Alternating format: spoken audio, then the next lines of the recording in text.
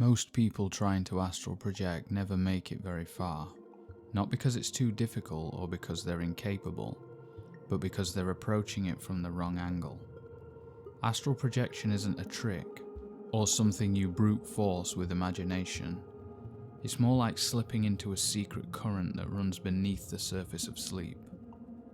The mistakes most beginners make aren't about technique, they're about misunderstanding what the practice really is. So let's walk through the 5 biggest mistakes people make and how to avoid them. So when you step out of the astral, you step out with clarity, confidence, and power. And here they are.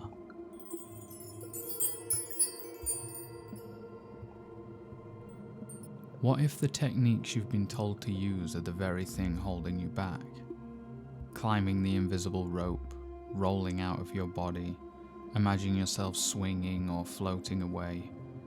These methods are everywhere in beginner books, YouTube videos, TikTok shorts, you name it.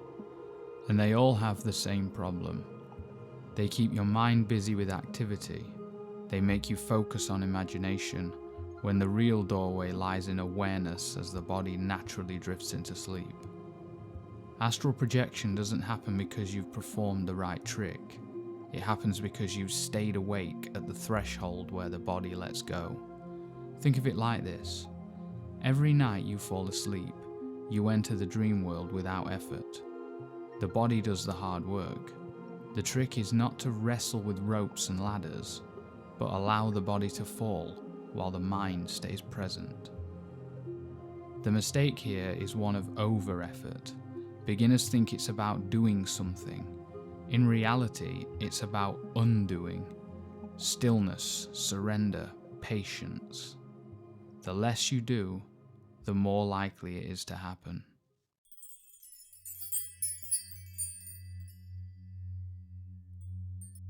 If the subconscious is the engine, what's steering it? Intention. Intention is the fuel that powers projection. Without it, you're just drifting. The subconscious mind is like an ocean current. It'll take you wherever it flows. But if you want to step into the astral consciously, you need to steer. Most beginners treat projection like an occasional hobby. Let's lie down tonight and see if something happens. But the subconscious doesn't respond to half-hearted gestures. It responds to repetition, clarity, and focus. If you only dabble, your subconscious files it away as unimportant. Think about when you're trying to lose weight or get into fitness. It's not just something you do once a week and forget about. It's a mindset. You're constantly checking yourself. Do I look thinner? Am I getting stronger? Could I push harder in training? It's on your mind every day, and because it's always there, your life begins to bend around that intention. Your diet changes, your routines shift, your choices align with the goal. Astral projection is exactly the same. If you want success, it has to live at the front of your mind. Write down what you want to experience. Journal your attempts. Visualize the process as you fall asleep. Build rituals around it. Every little action tells your subconscious, this is what we do now. Intention is not just something you set once, it's something you breathe every day. And when it becomes part of your everyday experience, your subconscious aligns with it, and the door begins to open.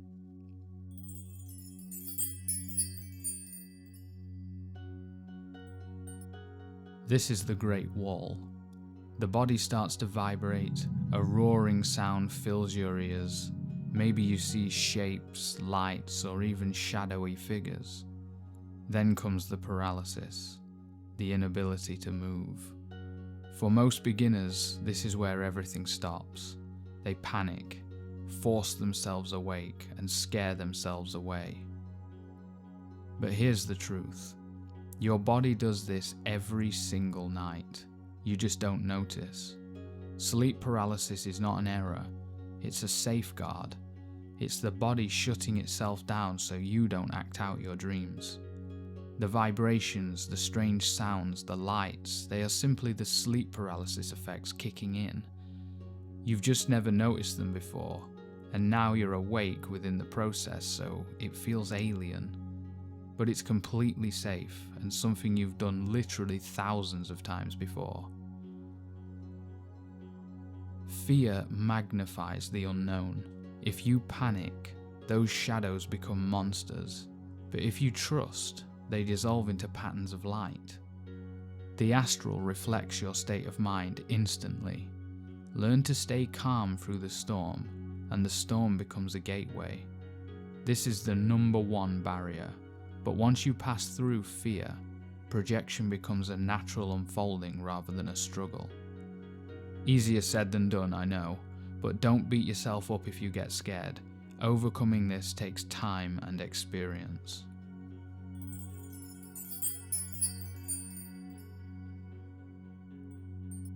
The biggest illusion in the astral isn't what you see, it's forgetting who created it. The astral can sweep you away like a powerful river. Suddenly you're flying, meeting entities, wandering strange landscapes, and it feels like it's all happening to you. But this is the mistake, to forget that the entire scene is you. In the astral, you are the dreamer. Every being you meet, every environment you enter, is a reflection of your own mind. If you believe you are powerless, that belief will conjure up predators, shadows, and tricksters. If you remember that you are the source, the landscapes brighten, the beings become allies, and you walk with authority.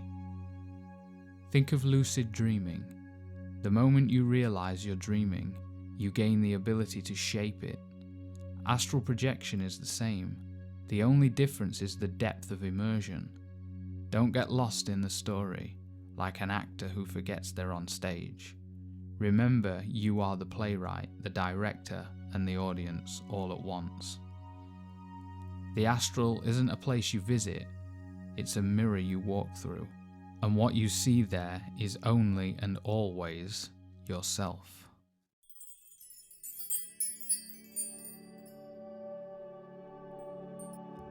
If you walk into the astral carrying chaos, what do you think you'll find there? This is the most underestimated mistake. Many beginners treat astral projection as though it happens in isolation from the rest of their lives, but the astral reflects your energy directly. Whatever you carry in waking life, addictions, anxiety, destructive habits, a poor diet, you will face in astral form. That's why people report demons, reptilian beings, or nightmarish landscapes. These are not external enemies, they are your own shadows given shape. Your unresolved energy, your neglected health, your inner poisons mirrored back at you. On the other hand, if you treat your body and mind with respect, if you balance your life, clean up your habits, cultivate a calm heart, then the astral responds with clarity.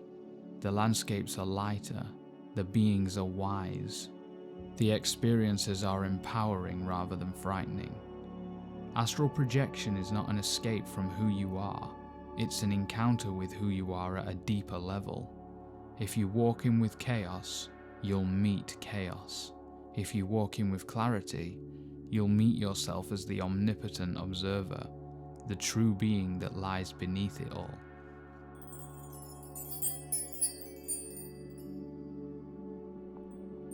Astral projection isn't about leaving your body, it's about stepping into another layer of yourself, and the mistakes most beginners make are really just misunderstandings of this truth.